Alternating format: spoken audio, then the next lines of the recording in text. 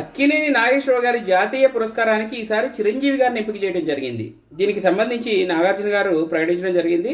అలాగే ఆయన ఆల్రెడీ చిరంజీవి గారితో షేర్ చేసుకున్నప్పుడు చిరంజీవి గారు చాలా ఎమోషనల్గా ఫీల్ అయ్యారని కూడా నాగార్జున గారు చెప్పడం జరిగింది.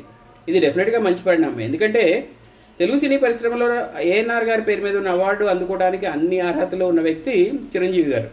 మన తెలుగు సినీ పరిశ్రమలో అనేక మంది లెజెండ్స్ ఉన్నారు.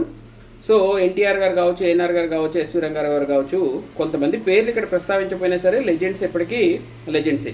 సో అలాంటి ఏఎన్ఆర్ గారి పేరు మీద అవార్డు నియమించడం, అలాగే దానికి సంబంధించి మొత్తం నేషనల్ లెవెల్లో సో ఒక్కొక్కరిని ఎంపిక చేసుకురావడం, ఇవన్నీ కూడా మనం చూస్తూనే ఉన్నాం. సో ఇప్పుడు ఈ సంవత్సరం దానికి చిరంజీవి గారిని ఎంపిక చేయడం జరిగింది. ఇది చిరంజీవి గారి చరిత్రలో ఇది కూడా డెఫినెట్గా ఒక కలికితురాయి లాంటిది. ఎందుకంటే ఆయనకి చాలా అవార్డులు వచ్చినప్పటికీ తెలుగు ఇండస్ట్రీ లెజెండ్ పేరు మీద ఉన్న అవార్డు చిరంజీవి గారికి దక్కటం అన్నది